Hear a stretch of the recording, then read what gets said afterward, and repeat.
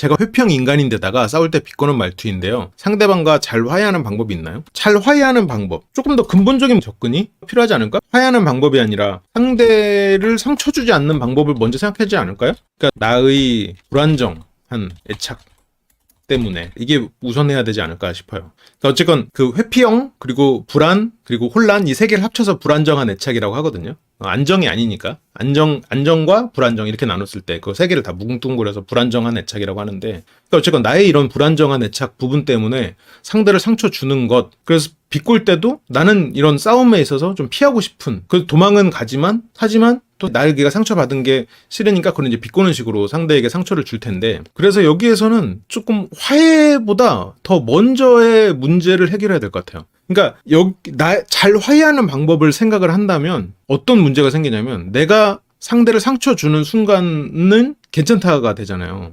그래서 내가 왜 자꾸 상대를 상처 줄까? 그 부분을 고쳐야 돼. 그러니까 잘 화해하는 방법은 결국 나의 잘못을 사과하는 방법이잖아요. 나의 잘못을 사과하는 방법이야. 사과하는 방법은 문제의 정확한 인식과 재발 방지 대책 그리고 문제 보상책 이 세 가지가 들어가는 게 제대로 된 사과잖아요. 그러니까 저희 회사에서 이런 문제가 있었습니다. 여러분 죄송합니다. 다시는 이러지 않겠습니다. 이걸로는 부족하잖아요. 저희 회사에서 이런 문제가 있었습니다. 정확한 인식. 다시는 그러지 않겠습니다. 다시는 그러지 않기 위해서 이런 분야에 있어서 어떤 감시 체제를 마련했습니다. 재발 방지 대책. 그리고 이번 사고로 피해를 입으신 분들에게 일정량의 어떤 보상금을 드리겠습니다. 이거 세 개가 원래 기본이잖아요. 모든 사과가 그렇잖아요. 이제 그러니까 이거 세 개가 들어가려면 지금 보면 문제의 정확한 인식이에요. 뭐예요? 잘 화해하는 방법이려면 자꾸 문제가 일어나는 것 그게 지금 말씀하신 아마 회피 성향과 비꼬는 거잖아요. 비꼬는 거 보상책을 뒤에다 넣읍시다. 보상책 이건 어떻게 할 거예요? 비꼴 때마다 현금 5만 원? 그것도 나쁘진 않아요. 그러니까 상대한테 내가 비꼬는 말을 했을 때 상대가 그거를 지적을 한다면 내가 항상 수긍하고 그거에 대해서 즉각적으로 사과를 하겠다. 그것도 하나의 보상책일 수 있겠죠. 말이 주먹보다 더 깊은 상처를 준다. 그렇죠. 재발 방지 대책. 내가 앞으로 어떻게 하겠다. 비꼬길 기다려. 5만 원씩. 이거 5만 원이면 나쁘지 않아. 5만 원이면 아이고 더 비꼬아 주십시오. 그냥 바로 아유 감사합니다. 오늘도 3번 비꿔주셨네 라고. 오늘 6번 비꿔드리면 1번 까드립니다. 5번 5+1으로 그렇게 해줄 수도 있겠네요. 내가 어떻게 하겠다가 되겠죠. 내가 어떻게 노력하겠다. 5만원 근데 너무 세지 않아요? 하긴 근데 안 하면 되니까 이 정도 각오로 하는 거니까. 그러니까 어쨌건 이 문제의 정확한 인식은 나의 어떤 회피 성향 그리고 비꼬는 것 그러면 이 비꼬는 것은 왜 생겼을까? 회피 성향이 왜 생겼을까? 실은 각각 봐야 되는데 이 각각 보게 되면 회피 성향을 파고 들어가기 시작하면 이거는 어린 시절부터 들어가야 돼요. 그래서 이거는 내가 어린 시절에 회피 성향을 통해서 어떤 불안을 고쳤던 것 아니면 불안을 이겨냈던 것 아니면 더 사랑받을 수 있는 방법이라고 여겼던 것들 그게 2살 때부터 이어지는 게 실은 저 애착 이란 말이에요. 그래서 2살 때 하던 일을 어른이 돼서도 하고 있는 거죠. 잘못된 그런 방향을. 그게 결국 이제 애착의 문제인데 그런 부분을 찾는 것이 실은 방법이고 제가 항상 말하지만 이런 불안정한 애착을 바꾸는 모든 가장 좋은 방법은 내가 누군가에게 어떻게 보면 헌신하고 안전지대가 돼주는 것이 나의 애착을 회복시켜요. 회피는 안 싸우려고 그런 거 같다. 안 싸우려고 그래서 회피를 하는 걸 수는 있겠죠. 근데 안 싸우기 위함인데 내가 상처받았잖아요. 내가 억울한 면이 있잖아요. 그러니까 비꼬는 건 있겠죠. 근데 이거는 또 조금 생각을 다르게 접근해야 될 수도 있어요. 키위님 2살 전은 괜찮나요? 아니에요. 2살에 실험을 했기 때문에 일어난 일이고 그 전부터 쌓인 게 2살의 실험에서 드러난 거죠. 근데 2살에서 2살짜리 애들을 가지고 실험을 해가지고 그 정도로 극명하게 차이가 났다면 실은 그 전부터 태어나면서부터 지속적으로 어떤 인터랙션이 있었기 때문에 결과가 나온 거겠죠. 이거는 근데 지금 딸기님이 이게 배우자일지 아니면 어떤 특정한 사람에게만 이 일이 벌어지고 있다. 그러면 실은 딸기님만의 문제는 아닐 수도 있어요. 이게 어쩌면 이런 딸기님이 어떤 반응이 없고 원하는 반응을 안 해주니까 상대 입장에서는 딸기님을 더 자꾸 자극을 하고 딸기님은 자극을 받으니까 또 회피하고 근데 또 회피하면서도 이 사람이 자꾸 너무 심하게 나를 자극하고 좀 억울한 얘기를 하니까 그러다 보니까 좀 억울해서 비꼬고 그런 일이 벌어질 수도 있거든요. 그러니까 이거는 좀 잘 생각해 볼 필요 있어요. 딸기님이 지금 모든 사람한테 지금 저러는 사람인가? 아니면 그 상대한테만 유독 그러나? 그러면 그 상대가 나한테 어떤 상처를 받았고 억울한 일이 있어서 그거를 때문에 조금 이 분노의 역치가 뭐랄까 좀 내려가 있는, 좀 자주 분노하는 상황이 돼 있는, 그럴 수도 있거든요. 그러니까 애인에게만 그렇다면 그 애인도 지금 애인한테만 그러냐, 아니면 모든 애인한테 나는 항상 그래왔냐, 그것도 구분해야 돼요. 그러니까 모든 애인한테 내가 항상 회피하고 그리고 그냥 계속 비꼬는 식으로 했다. 애인한테 5만 원 크다. 그쵸? 나 아내면은 좀 어차피 공동재산은 아닐 수 있겠지만 뭐 어쨌건 뭐 가족 안에서 돈은 돈이니까 그렇지만, 지금 7년 사귀었다고요? 그렇구나. 이거는 확실히 그러면 기억이 잘 안 날 수도 있겠네요. 그러니까 이게 지금 그 사람의 문제일 수도 있는데, 그러니까 온전히 이거 딸기님만의 문제라고 보기는 또 확실하게 답은 없는데, 오래 만났네요. 7년이면. 이런 싸우는 보통 주제는 뭐예요? 상대가 딸기님에게 말하는 그런 불만, 7년 남친의 불만은 뭐예요? 남친이 딸기님에게 바라는 것, 서로 뭔 말하다가 그 말에 꽂혀서 어떤 말이죠? 어떤 말일까? 그러니까 이건 무조건 문제를 정확히 인식하는 게 그게 답은 아닐 수도 있겠다는 생각이 좀 드네요. 그러니까 이게 예를 들어 회피형 인간, 싸울 때 비꼬는 말투, 이렇게만 보면 딸기님의 문제잖아요. 어떻게 보면 문제의 정확한 인식부터 출발한 거니까. 그러면 이제 사과를 하는 방식이 되는 건데, 그러니까 잘 화해한다라고만 접근을 하면 뭐 나의 잘못을 잘 사과하는 거죠. 뭐 상대가 원하는 거를 주는 것, 그리고 재발을 하지 않도록. 그런데 지금 남친의 어떤 그런 요구사항이 딸기님이 할 수 없는 그런 일이라면, 그렇다면 잘 화해하는 방법은 좀 이성이 돌아왔을 때 상대에게 내가 할 수 없는 그 마지노선에 대해서 확실하게 얘기하는 거가 필요하지 않을까 싶긴 해요. 그러니까 딸기님이 너무 맞춰주고 있는 것일 수도 있고, 그래서 남친은 근데 나한테 맞춰주는 건 알지만 그게 너무 좀 편해져서 싸운다. 그러니까 친구한테 참는다고 한 이유는, 근데 그거는 저 애착 현상에서는, 애착과 관련돼서는 다 그렇긴 해요. 왜냐면 저 애착은 내가 의지하고 싶은 대상에게 예를 들어 불안을 나타내거나 아니면 어떤 회피를 하거나 이제 그렇게 되는 거지, 사회생활에서는 보통 이제 그런 게 영향을 미치긴 하죠. 미치긴 해. 이런 어떤 판단이나 성격에 미치지만 그런 자기가 스스로 제어가 가능하거든요. 근데 이 사람이 내 부모를 투영할 수 있는 대상이다. 보통은 애인이죠. 그런 애인한테는 그런 것들을 좀 잘 조절을 못하고, 그런 대상이 또 누가 있어요? 부모를 투영할 수 있는 대상. 자식하고 애인, 남편, 뭐 아내한테는 그런 나의 이런 불안정한 애착 방식이 그대로 드러나죠. 그래서 대부분의 애착은, 이건 참 슬픈 얘기지만 대물림 되는 경우가 많아요. 이게 대물림 된다고 하면 되게 끔찍한 얘기 같지만, 그게 실험으로 연구가 이렇게 밝혀지냐면, 아이들의 애착을 모르는 상태에서 그 아이의 주 양육자, 그게 보통은 엄마죠. 엄마나 그 아빠의 애착 성향을 조사를 해보면 그 아이의 애착 유형을 유추할 수가 있는 거예요. 근데 그게 예측률이 굉장히 높아. 어떤 실험에서는 100%까지도 나와요. 그렇다는 건 이 엄마의 애착 성향은 그 아이의 애착 성향을 만드는 거죠. 그 아빠일 수도 있겠죠. 주 양육자에 따른 거니까. 그러면 이건 대물림이 된다는 얘기. 그리고 이 애착이 하여튼 그만합시다. 하여튼 애착은 크게 4가지가 있는데, 딸기님이 올려주셨습니다. 이렇게 딱 줄넘김을 또 슬래시로 딱 표현을 해주신 걸 보니까 공대 느낌이 조금 살짝 나네요. 컴퓨터 윈도우에서 자동 업그레이드됨, 그런 상황이래요. 그래서 컴퓨터 업그레이드해서 불편함. 그 상대죠. 그러면 귀찮아서 숨을 어떻게 쉬니? 다운그레이드 하면 컴퓨터 안 좋아짐. 구의로 빡쳐서 말 안 하니까 상대가 저 말한 건 장난이야 라고 했지, 앞뒤가 안 맞는데 무슨 장난? 그리고 저 때 미안하다고 사과했으면 그냥 넘어갈 상황임, 반대로. 그러니까 여기서 지금 이 말이 불편했던 거죠. 그러면 귀찮아서 숨을 어떻게 쉬니? 이 말이.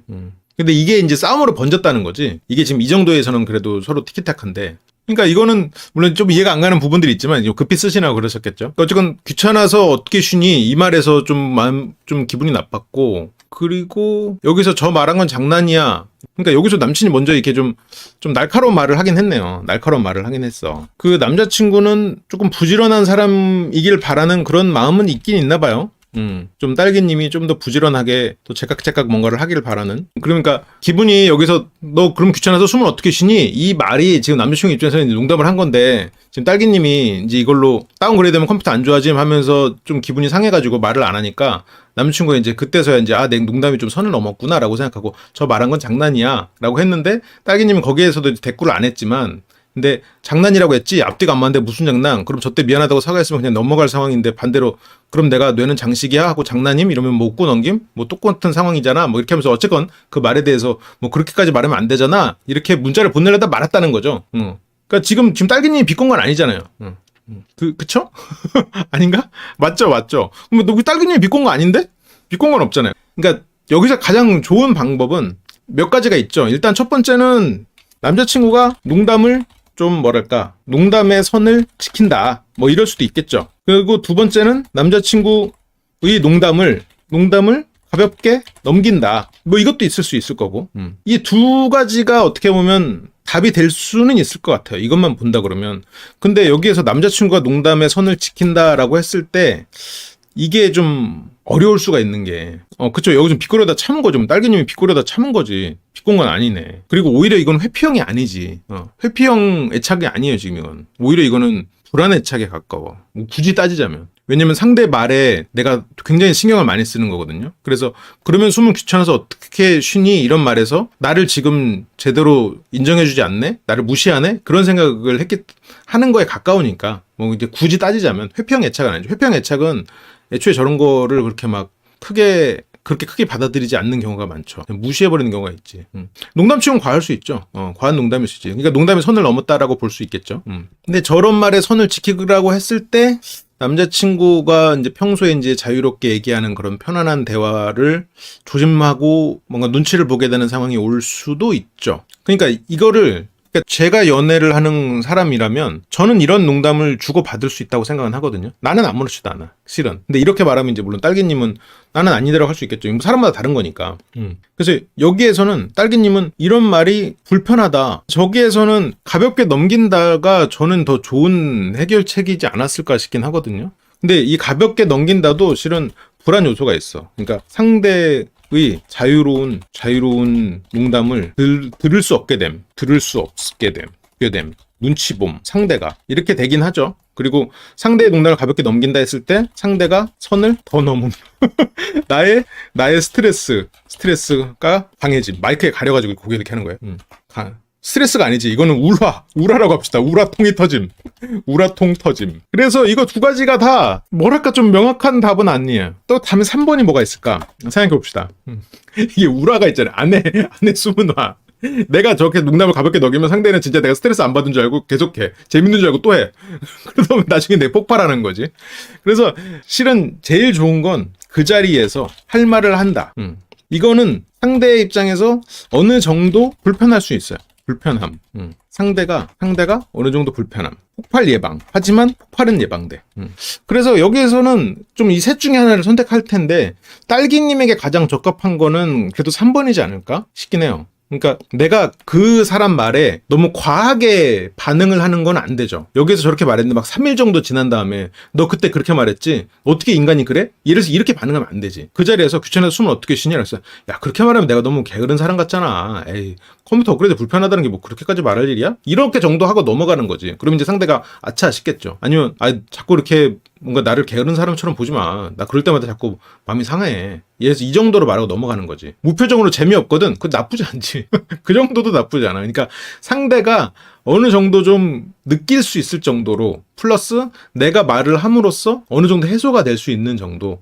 그 정도만 돼도 내가 이렇게 좀 힘든 상황은 없지 않을까. 실은 그러면 이거를 가지고 질문으로 살짝 다시 돌아오면 딸기님이 말한 지금 싸울 때 비꼬는 말투 잘 화해하는 방법이라고 했지만 지금 딸기님이 바라는 거는 잘 화해하는 방법이었단 말이에요. 잘 화해하는 방법.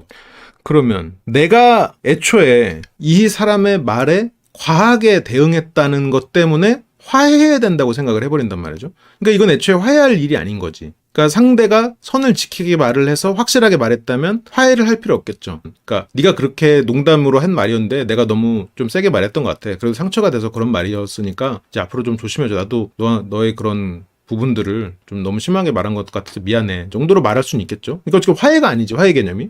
그리고 농담을 가볍게 넘긴다. 이러면 애초에 화해할 필요가 없겠지. 그냥 서로 티키타카가 될 수는 있겠죠. 근데 내가 그 티키타카 과정에서 내가 계속 상처를 받고 우라가 쌓이면 이건 선택하면 안 되지. 근데 나한테 누가 물어보면 나는 2번을 선택할 거예요. 나 같으면. 근데 이거는 뭐 누군가한테는 굉장히 괴로운 일일 수 있으니까 2번을 하라고 할 수는 없지. 그러면 결국 이 3번인데 3번은 그 자리에서 할 말을 하면 화해할 필요도 없죠. 이것도. 그러면 1번이든 3번이든 선택을 하되 3번 정도가 가장 무난하지 않겠나. 그 자리에서 할 말을 한다.